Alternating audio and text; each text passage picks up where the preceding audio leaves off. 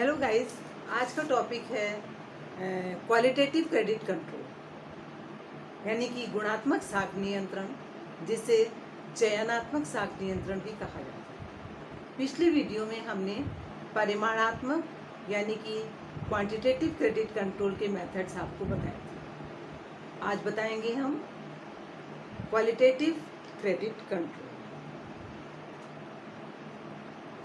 गुणात्मक साख नियंत्रण के अंतर्गत साख नियंत्रण के वो उपाय आते हैं, यानी कि जब केंद्रीय बैंक साख का नियमन करने के लिए ऐसे उपायों को अपनाता है जो बैंकों के नकद कोष पर प्रत्यक्ष प्रभाव नहीं डालते हैं।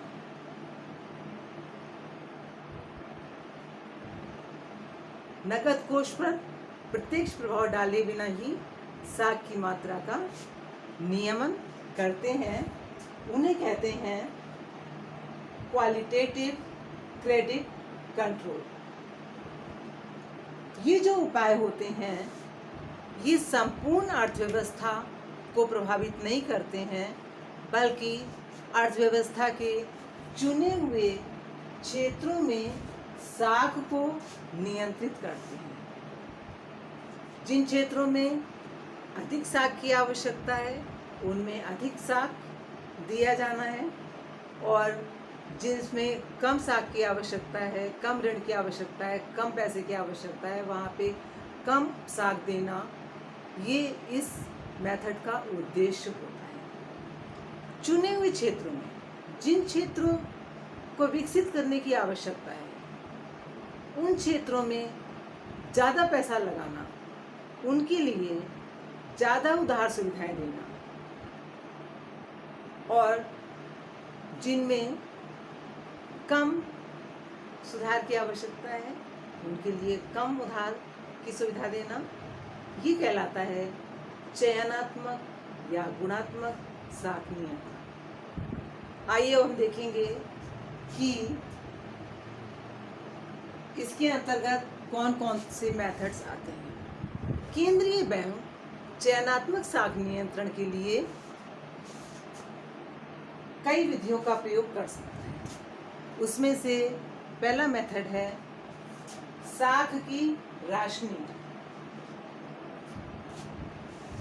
जब केंद्रीय बैंक, अंतिम ऋणदाता कौन है बताइए? केंद्रीय बैंक है। तो जब केंद्रीय बैंक अंतिम ऋणदाता के रूप में कॉमर्शियल बैंक की वित्तीय आवश्यकताओं को, उनकी मांग को पूरा नहीं कर पाता है, तो वो साख की राशनिंग कर देता है। राशन की दुकानें आप लोगों ने सुनी होंगी ना, सरकारी सस्ते गल्ले की दुकान जो होती है, राशन की दुकानें, तो वहाँ पे क्या होता है, एक सीमित मात्रा में एक नियंत्रित कीमत पर परिवार के सदस्यों की संख्या के हिसाब से सब कुछ तय रहता है कि इतना इतना दिया जाए। उसी तरह से साख की राशनिंग जब केंद्रीय बैंक कर देता है तो इसमें वो क्या करता है, इस विधि में साख निर्माण की उच्चतम सीमा तय कर देता है कि इससे अधिक कोई भी कॉमर्शियल बैंक साख का निर्माण नहीं करेगा, और विभिन्न बैंकों का कोटा निश्चित कर देता है कि कौन सा बैंक ज़्यादा साख का निर्माण करेगा, किस क्षेत्र के लिए साख का निर्माण करेगा, और कौन सा बैंक किस क्षेत्र को उधार की सुविधाएं प्रदान करेगा और कितनी मात्रा में वो साख का सृजन करेगा। तो इस प्रकार से बैंकों के नकद कोष पर प्रत्यक्ष प्रभाव भी नहीं पड़ता है और साख का नियंत्रण भी आवश्यकता के हिसाब से हो जाता है। दूसरा उपाय है नैतिक दबाव। इसमें क्या करता है केंद्रीय बैंक, केवल अपने सदस्य बैंकों को साख नियमन नीति की जानकारी प्रदान करता है। केंद्रीय बैंक बताता है सदस्य बैंकों को कि हमारी साख नियमन नीति ये है, इन क्षेत्रों को ज़्यादा उधार देना है, इन क्षेत्रों को कम उधार देना है, और किसके लिए उधार देना है, किसके लिए उधार नहीं देना है, ये सब कुछ साख नियमन नीति में तय होता है। इस नीति की पूरी जानकारी उनको दे दी जाती है। इसके अलावा वो ये भी बता देता है कि साख नियमन नीति में जो मार्ग बताया गया है उसी पर चलना है आप लोगों को, उसी के हिसाब से साख देना है, साख का सृजन करना है। फिर तीसरा उपाय आता है प्रत्यक्ष कार्यवाही, डायरेक्ट एक्शन लेना। नैतिक दबाव में तो समझाया बुझाया जाता है, अगर सदस्य बैंक समझ जाते हैं तो नीति सफल रहती है, नहीं समझते हैं अड़ जाते हैं तो नीति सफल नहीं हो पाती है। ऐसी स्थिति में जो केंद्रीय बैंक है वो प्रत्यक्ष कार्यवाही करता है। प्रत्यक्ष कार्यवाही करने में क्या करता है, वो अपनी साख नियमन नीति का अनुसरण करने के लिए वो बाध्य करता है कमर्शियल बैंकों को, अपनी साख नियमन नीति का नियमन करने के लिए बाध्य करता है। नहीं, ऐसा करना ही करना है, अगर ऐसा नहीं करोगे तो हम आपको उधार देना बंद कर देंगे या फिर ऊंची बैंक रेट पर उधार की सुविधा देंगे। तो इतना करने से ही बैंक जो है, कमर्शियल बैंक जो है, उनकी साख नियमन नीति मानने लगते हैं। फोर्थ उपाय है उपभोक्ता साख को नियमित करना। बच्चों, ये उपाय युद्ध काल में अपनाया जाता है। इसमें क्या होता है,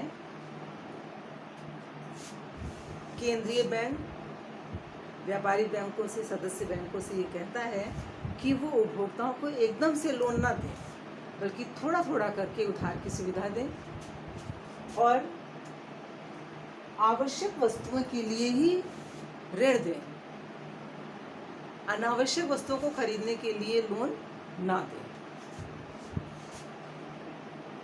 फिर नेक्स्ट उपाय है ऋण की सीमाओं में परिवर्तन। बच्चों, ये उपाय सट्टेबाजी पर रोक लगाने के लिए अपनाया जाता है। इस विधि में क्या होता है, ऋण की सीमाओं में परिवर्तन, इस विधि में उन वस्तुओं की जमानत के आधार पर ऋण देना मना कर दिया जाता है। उन वस्तुओं की जमानत के आधार पर ऋण की सुविधा नहीं दी जाती है जिनका संग्रह सट्टेबाजी के उद्देश्य से किया जाना है। लास्ट है विज्ञापन और प्रचार। किस बात का विज्ञापन और प्रचार? आप लोग न्यूज़पेपर पढ़ते हैं, आप लोग न्यूज़ सुनते हैं, तो आप देखते हैं कि मनी मार्केट की क्या स्थिति है और ये जो शेयर मार्केट है उसकी क्या स्थिति है, बैंक रेट कितनी कर दी गई है, बढ़ा दी गई है या घटा दी गई है, और सिक्योरिटीज़ बेची जा रही हैं या खरीदी जा रही हैं, किस रेट पे खरीदी बेची जा रही हैं, सरकार कौन सा उपाय अपना रही है साख नियंत्रण के लिए, इस संबंध में काफ़ी कुछ आंकड़े प्रकाशित होते रहते हैं। नियमित रूप से मुद्रा बाजार, कौन कौन से आंकड़े प्रकाशित होते रहते हैं, नियमित रूप से मुद्रा बाजार की स्थिति, साख की समस्या, उद्योग और व्यापार, आयात और निर्यात से संबंधित आंकड़े प्रकाशित किए जाते हैं समय समय। इसके अतिरिक्त क्या होता है, केवल आंकड़े ही प्रकाशित नहीं किया जाता है, बल्कि इस संबंध में केंद्रीय बैंक अपना दृष्टिकोण भी प्रकाशित करती है और इन समस्याओं के संबंध में अपने सुझाव भी प्रकाशित करती है। तो इस प्रकार बच्चों, आप लोगों ने साख नियंत्रण के गुणात्मक उपायों के बारे में पढ़ा और इसके पिछले वीडियो में साख नियंत्रण के परिमाणात्मक उपाय हमने आपको बताए थे। तो इस प्रकार से आपने कुल मिलाकर ये देखा कि केंद्रीय बैंक साख नियंत्रण का कार्य करता है। इसके लिए वो दो मेथड्स अपना सकता है, परिमाणात्मक साख नियंत्रण या गुणात्मक साख नियंत्रण। साख की मात्रा में कमी या वृद्धि करनी होती है तो वो परिमाणात्मक उपाय अपनाता है। इसके अतिरिक्त कुछ चुने हुए क्षेत्रों में अगर साख की मात्रा का नियमन करना है तो ऐसी स्थिति में चयनात्मक या गुणात्मक नीति को अपनाया जाता है। बस आज के वीडियो के लिए इतना ही।